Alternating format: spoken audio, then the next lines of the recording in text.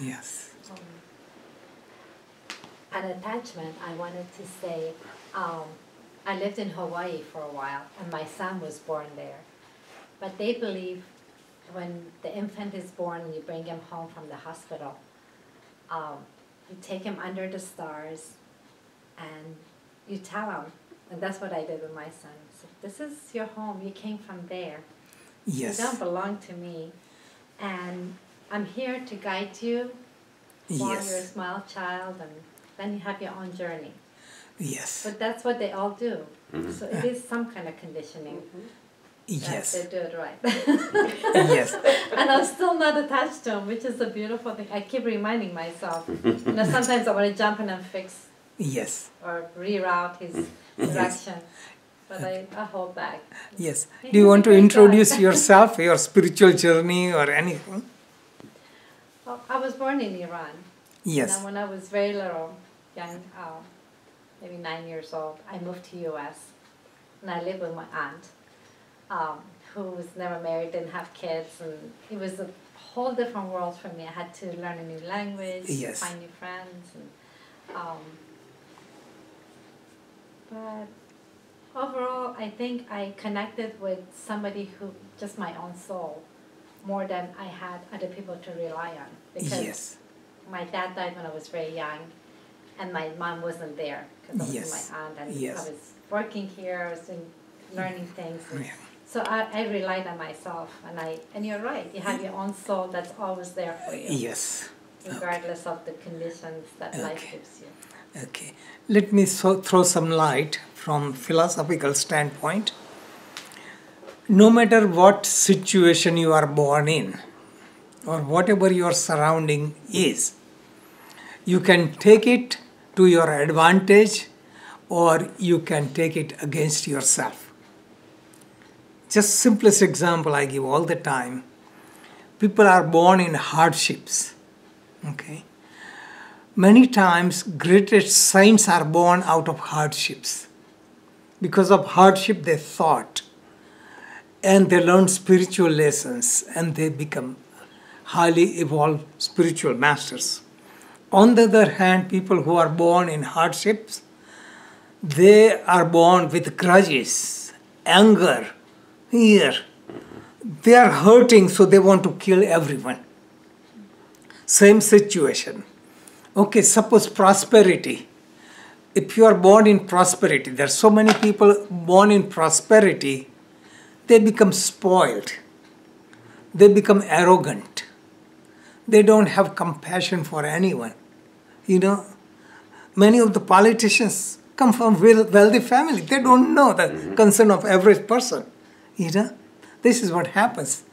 So, end product is they suffer. Anyone who is self-centered from the principle of unity, they suffer. So people who have everything and they're self-centered, they suffer because of that. Look at, on the other hand, Buddha was prince. He had everything available to him. He thought, who am I? Do I have to get old one day? Do I have to die? Do I have to have disease? Yes, no matter whoever it is, has to go through that. Can I find permanent solution to that? And that is why he went in the search. So, the situation could be very good or very bad. You can take to your advantage or against you. Okay, look at in the business. Somebody say economy is good, everything is flourishing. I will be successful. And economy is bad, I will suffer. For a smart businessman, good economy is good, bad economy is good also. Because you used to your advantage. I came from similar environment where I cannot resist it. But I came from hardship. But the thing is, in poor countries, there is hardship, but lots of love. Lots of love, Iran or India or Mexico, Guatemala, just anywhere. Lots of love. There is no food, but there is so much contentment, love, sharing. And this is why psychological security. So I never felt I was poor. I cannot afford this, cannot afford that. I did not have my sandals until I went to college.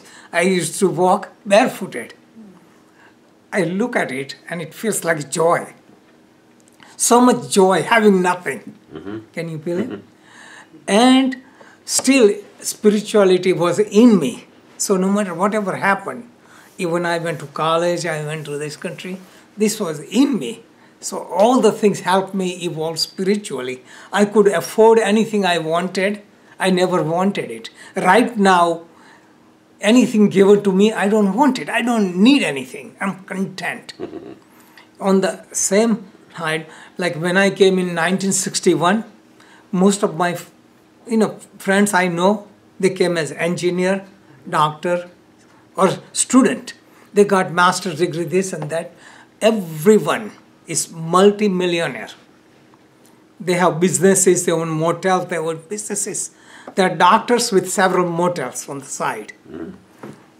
Almost bottom line is, they sacrifice their health. They sacrifice peace of their mind. Because they had nothing, they took it wrong way. So here is the land of opportunity. They ran after opportunity.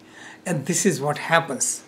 People come from old country, they haven't seen it, they get overwhelmed and go in other direction. So this is what I claim to senior group, that I can teach. Nobody's interested. In 45 years of teaching, hardly any Indian came to class. I give them all my books, they are not interested. They are interested in Swamis who renounce everything and they're impressed by that. I recommend everyone to see movie PK. PK, is not in the theater anymore, but it has subtitles. You probably can rent it. It's just showing corruption in name of religion. So this is what happens. Whatever situation you are, you should be grateful. Don't wait for tomorrow. Oh, today is cloudy weather and this, that. Today I don't have anything to do. You have to have joy from within, This is a sign of your spiritual evolution. Just like without trying. Sometimes you feel joy for no reason. That is a sign because it's coming from inside. It is inexhaustible. But when you look for something, run after something, every time you experience pleasure, you are draining your energy. I put one example, which is very crude, but in the yoga scriptures, they say a dog bites on the dry bone and he enjoys and relishes it. But really what happens is, by chewing on the dry bone, his gums start bleeding and he's enjoying his own blood. When we enjoy something, we are draining energy. Think deeply and you will realize that. Anytime we experience pleasure, at what cost?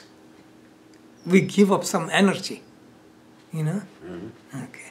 So that is the message. Okay.